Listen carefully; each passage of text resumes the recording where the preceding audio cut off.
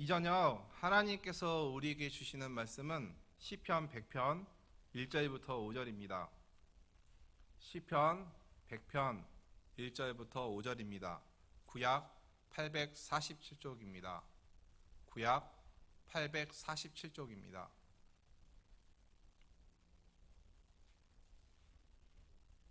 시편 100편 1절부터 5절을 함께 읽도록 하겠습니다. 온 땅이여 여호와께 즐거운 찬송을 부를지어다. 기쁨으로 여호와를 섬기며 노래하면서 그의 앞에 나아갈지어다. 여호와가 우리 하나님이신 줄 너희는 알지어다. 그는 우리를 지으신 이요 우리는 그의 것이니 그의 백성이요 그의 기르시는 양이로다. 감사함으로 그의 문에 들어가며 찬송함으로 그의 궁정에 들어가서 그에게 감사하며 그의 이름을 송축할지어다. 여호와는 선하시니 그의 인자하심이 영원하고 그의 성실하심이 대대에 이르리로다. 아멘. 수요예배 나오신 모든 성도님들에게 우리 주 예수 그리스도의 은혜와 평강이 함께 하시기를 바랍니다. 제가 이집트에 갔을 때 카이로 변두리에 있는 무가탄이라는 지역에 간 적이 있습니다.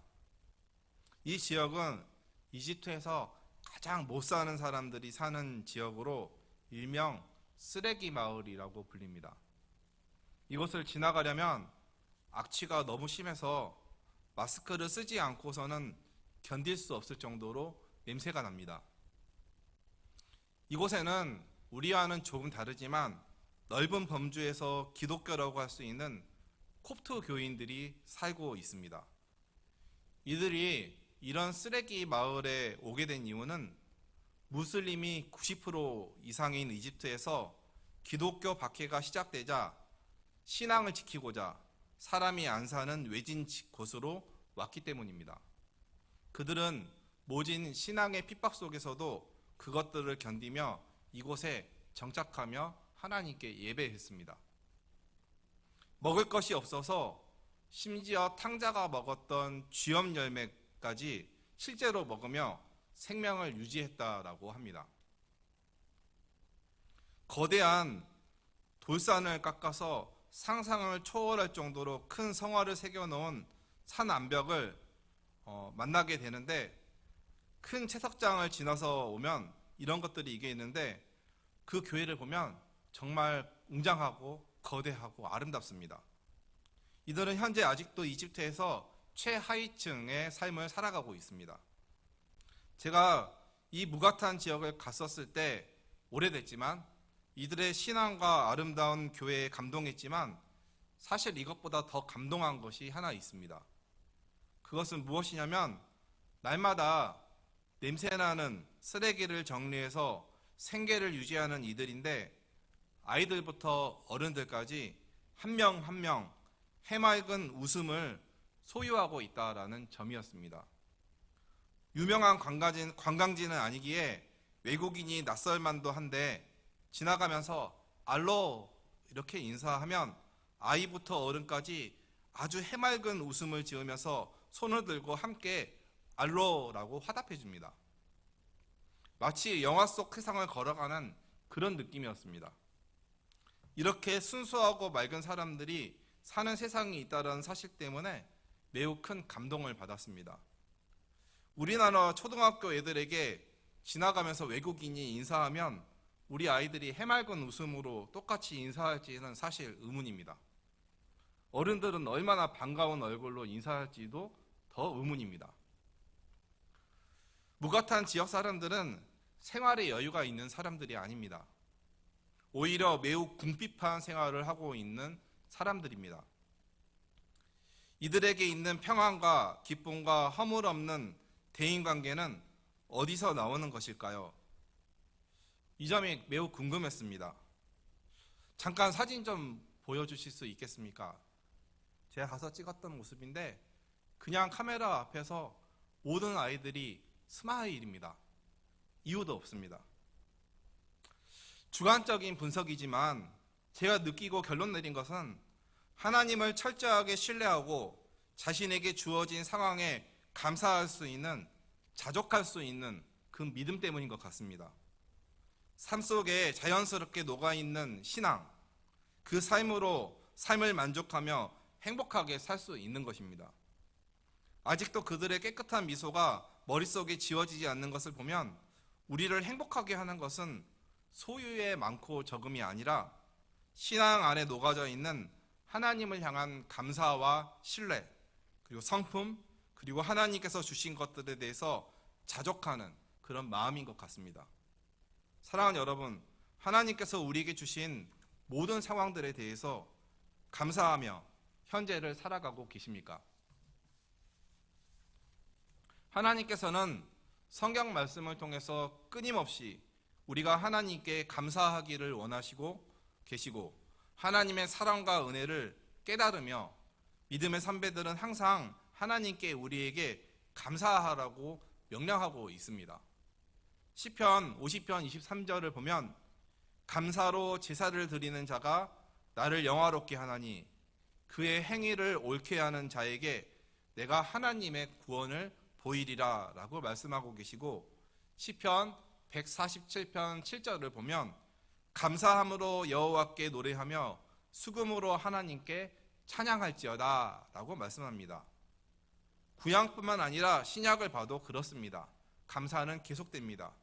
골로새서 4장 2절을 보면 기도를 계속하고 기도에 감사함으로 깨어있으라 라고 말씀하고 계시고 에베소서 5장 20절을 보면 범사에 우리 주 예수 그리스도의 이름으로 항상 아버지 하나님께 감사하며 라고 말씀하고 계십니다.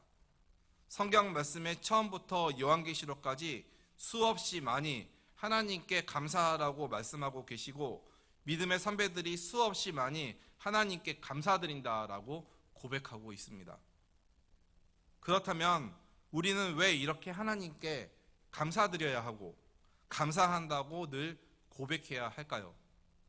오늘 우리가 읽은 시편 100편은 맨 앞에 표제를 보시면 아시겠지만 감사의 시라고 적혀 있습니다. 대표적인 감사시입니다. 제2에서 사용된 감사 예배시입니다. 시편 100편부터 1절 5절을 전체를 읽어보시면 아시겠지만 여기에는 그 어떤 원망과 불평의 말, 부정의 말을 찾을 수가 없습니다. 처음부터 끝까지 하나님을 찬양할 것을 촉구하는 내용으로 되어 있고 온 땅을 향해 하나님을 섬기는 온 백성을 향해 하나님을 찬양하고 경배하는 자리에 초대하는 그 내용과 그의 영원하신 인자와 성실을 선언하는 내용뿐입니다. 예배자들이 감사의 예물을 가지고 성전문과 성전뜰을 지나갈 때 노래로 부른 시로 추정되는 이 시편 100편 말씀을 가지고 오늘 우리가 감사해야 되는 이유에 대해서 나눠보려고 합니다. 첫 번째 이유는 오늘 시편 100편 3절에 기록된 대로 여호와가 우리 하나님이시기 때문입니다. 우리가 감사해야 되는 이유는 여호와 하나님이 우리의 하나님이시기 때문입니다. 여호와가 우리 하나님이신 줄 너희는 알지어다. 그는 우리를 지으신 이요 우리는 그의 것이니 그의 백성이요 그의 기르시는 양이로다 라고 말씀하십니다. 즉 하나님께서 우리를 지으셨기 때문이며 우리는 그의 것이고 그의 백성이고 그의 기르시는 양이기 때문입니다. 하나님께서 우리를 지으시고 보시기에 좋았다라고 하셨습니다. 따라서 피조물이 창조주에게 존재하게 하심에 대해서 감사하는 것은 너무나 당연한 것입니다. 여기 있는 저와 여러분을 낳으신 분은 누구십니까? 부모님이십니다. 부모님이 계시기 때문에 우리가 존재하는 것입니다. 어린 시절 다들 부모님께 전심으로 깊이 아버지, 어머니, 저를 낳아주셔서 정말 감사드립니다 라고 말씀드려본 적이 있으실 겁니다. 그러면 바로 저녁 식사 메뉴가 화려하게 변합니다. 이처럼 나를 지으신 하나님 아버지께 피조물 된 우리가 감사드리면 하나님께서도 기뻐하시는 것입니다. 하나님께서는 그분 자신이 우리를 지으신 우리의 창조자심을 우리와 우리 환경을 주관하시는 주권자이심을 우리가 하나님의 것임을 고백하기를 원하시기 때문에 더욱 그렇습니다. 그래서 출애굽기 23장 맥주절을 지키고 수장절을 지키라고 말씀하십니다. 맥주절은 우리가 수고하여 밭에 뿌린 것의 첫 열매를 거둘 때 지키는 절기이고, 수장절은 연말에 밭에서부터 거두어들인 것을 저장할 때 지키는 절기입니다. 같은 장 19절 상반절을 보면 하나님께서는 우리가 토지에 처음 거둔 열매의 가장 좋은 것을 가져다가 하나님의 전에 드리라고 말씀하십니다. 왜입니까? 하나님께서 이 모든 것들을 지으신 분이시고 하나님께서 이 모든 것들을 허락하셨기 때문이고 우리가 수고한 것들을 거둘 수 있게 하셨기 때문입니다. 그렇기에 하나님께서는 이와 같은 은혜들을 기억하고 감사하기를 원하시는 것입니다. 뉴스를 보면 어떤 연도는 상추값이 폭등했다라는 기사를 봅니다. 그래서 그럴 때는 그 상추를 금상추라고 부릅니다. 왜 그렇게 되었습니까? 상추씨를 뿌렸는데 자연 환경이 안 좋으니까, 폭염이 심하니까 아무리 노력하고 수고해도 못 거둔 것입니다. 반면에 또 어떤 해는 상추값이 하락해서 정부가 대책을 부지런히 만들고는 합니다. 사랑하는 여러분, 우리가 기억해야 할 것은 내가 아무리 노력해도 수확하게 하시는 환경을 조성하시는 분은 바로 하나님이시다 라는 사실입니다. 때론 내가 한 것처럼 보일 때도 많지만 우리 주변에 있는 삶의 모든 수확은 하나님께서 허락하신 것들입니다. 믿지 않는 사람들은 깨닫지 못하는, 깨달을 수도 없는 도우시는 하나님의 은혜 때문입니다. 오래전에 대한민국의 문학평론가이자 국문학자이며 문화부 장관을 역임하셨던 작고하신 이어령 교수님의 생전 마지막 인터뷰 기사를 읽은 적이 있습니다. 항암 치료를 마다하고 마지막 기력을 다하여 탄생이라는 책을 집필하고 계실 때 인터뷰에서 이런 말씀을 했습니다.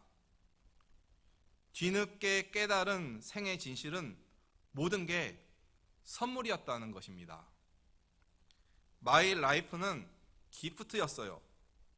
내 집도, 내 자녀도, 내 책도, 내 지성도, 어린 시절 아버지에게 처음 받았던 가방, 알코올 냄새가 나던 말랑말랑한 지우개처럼, 내가 울면 다가와서 등을 두드려주던 어른들처럼 내가 벌어서 내 돈으로 산 것이 아니었어요.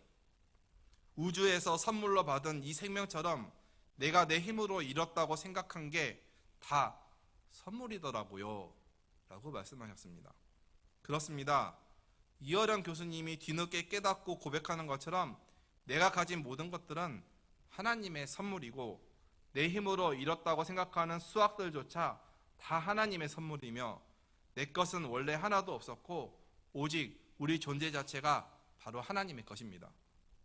사람마다 먹고 마시는 것과 수고함으로 낙을 누리는 그것이 하나님의 선물인 줄도 또한 알았도다.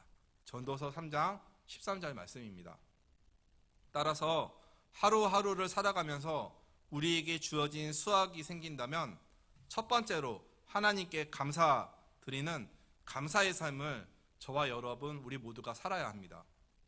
수확물의 일부를 하나님께서 필요로 하셔서 그러는 것도 아니요, 교회가 배부르기 위해서 그러는 것도 더욱 아니고, 하나님께서 나를 지으시고 나의 필요를 채워주셨음을 하나님께 고백하기 위해서 감사의 삶을 우리가 살아야 하는 것입니다. 사랑하는 여러분, 하나님께서는 감사하는 사람을 찾으십니다. 또한 감사하는 자들에게는 한량 없는 복으로 채워주시고 가장 좋은 길로 인도해 주십니다.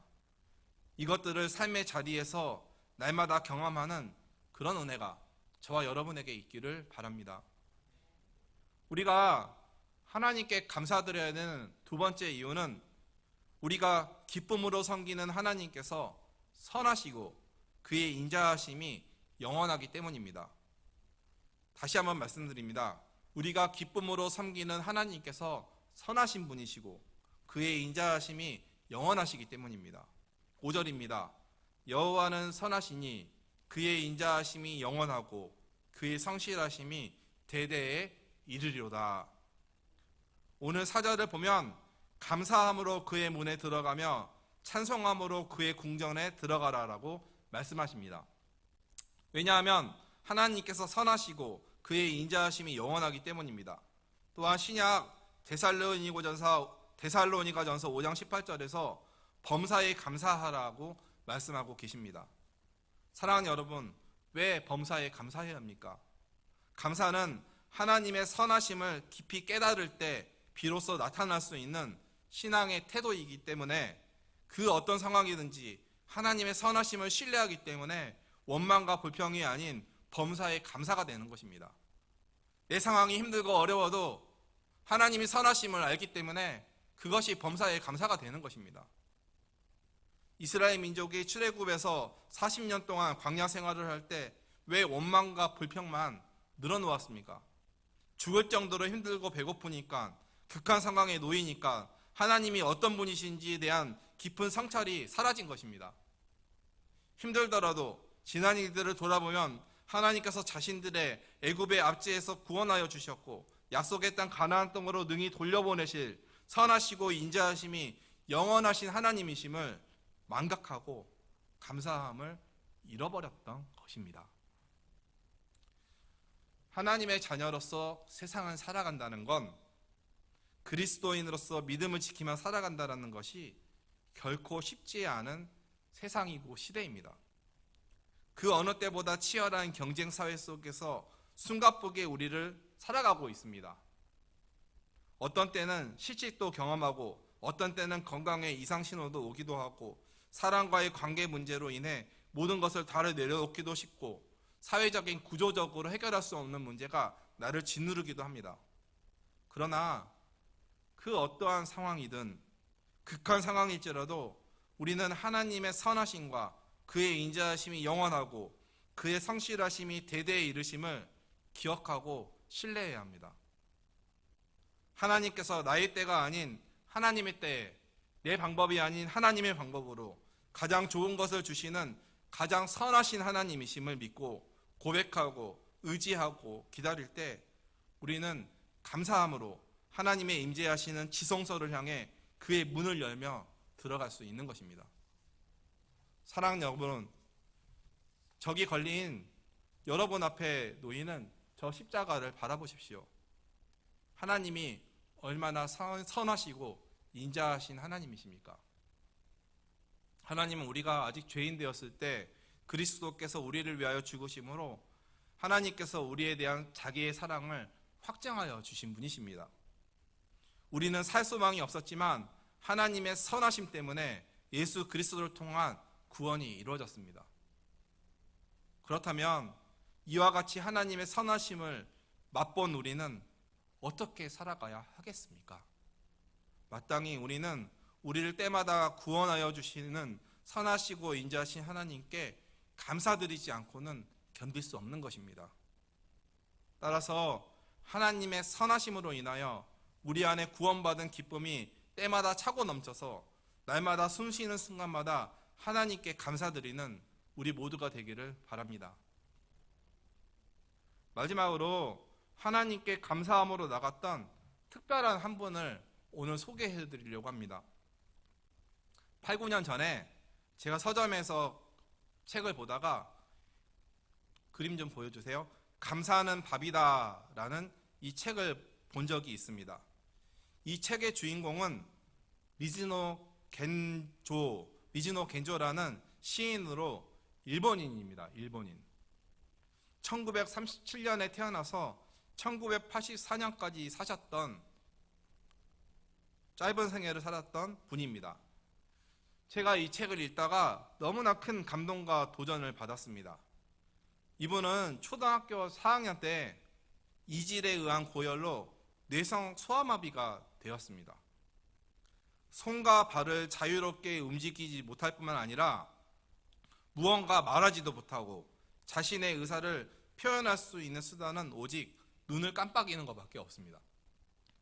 눈을 깜빡이는 것을 통해서 의사표현을 할 수밖에 없었습니다. 보고 듣는 것 외에는 아무것도 할 수가 없었습니다.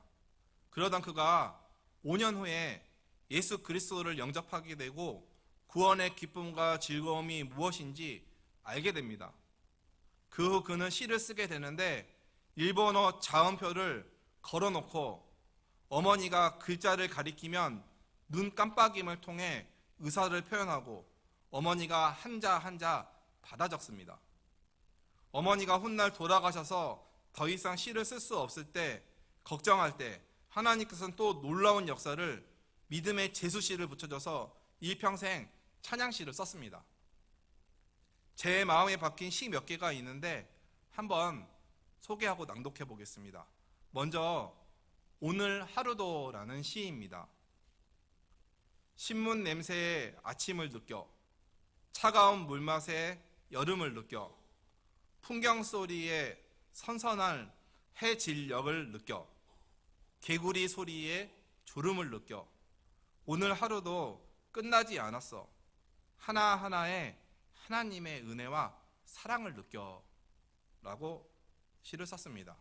미즈노 겐조 시인이 움직이지도 못하고 말하지도 못하기에 눈으로 보고 느끼고 맛을 보고 느끼고 들리는 소리로만 느낄 수밖에 없었지만 자신이 사용할 수 있는 모든 감각을 통해 자신에게 주어진 하루에 숨겨진 하나님의 은혜와 사랑을 느끼고 있다는 사실이 감동이었습니다. 저는 이 시를 통해 감사는 우리에게 비록 제한이 있을지라도, 그 어떤 제한이 있을지라도 주어진 모든 감각을 통해서 할 수 있다라는 사실을 깨달았습니다. 이번에는 이상해요라는 시입니다. 읽어보겠습니다. 이상해요, 이상해요. 여태 살아있다라는 것이, 슬픔이나 고통을 견뎌온 것이, 주의 신앙을 지켜온 것이 하늘에 계신 아버지께 감사드릴 수밖에요 라는 시입니다. 우리는 보통 기쁘고 즐거운 일에 대해서 하나님께 감사를 드립니다. 그런데 사실 미즈노 겐조의 고백처럼 어떻게 보면 슬픔과 고통을 견뎌내며 신앙을 지켜가는 것이 이상할 정도로 신비한 것이고, 그것을 가능케 하시는 분이 하나님이시기에 저와 여러분도 감사할 수 있다라는 것입니다. 매우 짧은 시지만 많은 것을 깨닫게 해주는 시입니다. 마지막으로 소개할 시는 누운 나도라는 시입니다. 누운 나도. 낭독해 보겠습니다. 예배에 갈 수 없는 나를 위해 어머니가 사다 주신 테이프 레코더를 새로 다시 사와 예배 테이프를 하나 들으면 누운 나도, 누운 나도, 마국간에 태어나신 하나님의 아들을 예배하는 목동들 중에 하나라는 시입니다. 사랑하는 여러분, 하나님께 드리는 감사 예배는 중풍병자든지 벙어리든지 영육이 그 어떤 환경에 놓여 있든지 할 수 있는 것입니다. 비록 몸을 움직이지 못하여 예배 테이프를 들을 수밖에 없지만 누워있는 자신이 마국간에 태어나신 예수님을 경배했던 그 목동들 중에 하나라고 고백하는 신앙이 얼마나 아름다운지 한번 생각해 보시기 바랍니다. 그렇습니다. 그가 자신이 처한 절망적인 상황에서도 소망을 가지며 하나님께 감사드릴 수 있는 것은 우리를 지으신 하나님이 나의 하나님이시고, 오늘이라는 선물을 주신 분이 하나님이시고, 오늘 하루를 버티고 지킬 수 있도록 하신 분이 하나님이시고, 주변을 둘러싼 모든 것들에 하나님의 은혜와 사랑이 숨겨있기 때문이고, 죽을 수밖에 없는 죄인을 용서하고 구원하여 주신 하나님의 선하신 계획하심과 구원이 있기 때문이 아니겠습니까? 따라서 사랑하는 여러분, 지금 나의 상황이 형통한 상황이든지 평안한 상황이든지 힘들고 고통스러운 상황에 놓여있든지 항상 하나님께 감사하시기 바랍니다. 빌립보서 4장 6절을 보면 아무것도 염려하지 말고 다만 모든 일에 기도와 간구로 너희 구할 것을 감사함으로 하나님께 아뢰라 라고 말씀하십니다. 혹시 지금 이 순간이 어렵고 힘들고 고통스럽더라도 감사함을 가지고 하나님께 나아가시기 바랍니다. 그리할 때 하나님께서는 모든 지각에 뛰어난 하나님의 평강이 그리스도 예수 안에서 우리의 마음과 생각을 지키며 살아갈 수 있는 힘과 소망의 길로 인도하여 주실 것입니다. 오늘 본문 시편 100편 4절 말씀처럼 그에게 감사하며 그의 이름을 송축하시길 바랍니다. 우리 하나님은 감사함으로 미리 송축해도 될 선하신 소망의 하나님이십니다. 그래야 할 때 하나님께서는 반드시 감사함을 통하여 소망의 길로, 가장 좋은 길로 저와 여러분을 인도하실 것입니다. 말씀을 정리하겠습니다. 범사에 감사란 모든 일에 감사한다라는 말로써 그 속에는 긍정적인 상황만 있는 것이 아니라 긍정과 부정이 함께 들어있는 것을 뜻합니다. 인간의 기쁨과 즐거움뿐만 아니라 슬픔과 괴로움도 들어있습니다. 인간의 온갖 TV가 들어있는 것이 범사라는 단어입니다.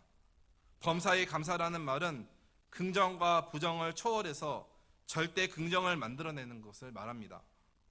이것은 영적인 차원이고 하나님의 관점에서 하나님의 눈으로 볼 때만 가능한 것들입니다.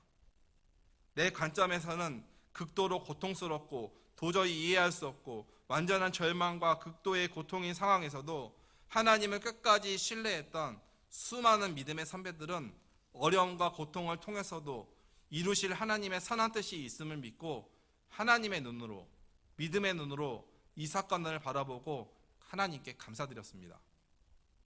감사는 영어 단어 think는 생각으로부터 온 말이라고 합니다. 생각만 바꾸면 감사하지 못할 것은 세상에 없습니다. 나의 생각이 아닌 하나님의 생각으로 하나님의 선하심을 끝까지 신뢰하면서 하나님을 바라보시기 바랍니다.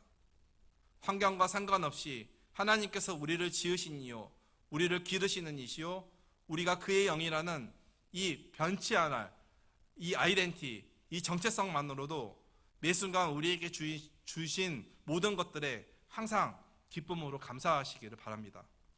그리하여 감사로 하나님을 영화롭게 하는 가장 복된 인생이 저와 여러분의 삶이 되기를 간절히 소망합니다. 기도하시겠습니다. 사랑과 은혜가 풍성하신 하나님 감사합니다. 수많은 사람들이 하나님을 모르고 죽어가는 이 땅에서 하나님께서 우리를 정말 특별히 생각하셔서 우리를 자녀 삼아주시고 소유 삼아주시고 우리를 지으신 분이 하나님이심을 고백하며 하나님의 선하심을 깨달아 찬양하고 감사하게 할 수 있는 특별한 은혜를 주심에 감사드립니다. 하나님, 하나님께서 우리에게 주신 이 택하신 은혜와 구원하신 은혜가 우리의 마음속 깊이 늘 고백되어져서 우리의 삶이 힘들든지 고통스럽든지 기쁘든지 그 어떤 상황 속에서도 오직 하나님, 선하신 하나님을 신뢰하는 믿음만 남게 하여 주시고 무엇이든지 그것들을 초월하여 하나님께 감사드릴 수 있는 우리 복된 삶이 될 수 있도록 우리를 인도하여 주시옵소서. 예수 그리스도의 이름으로 기도드립니다. 아멘.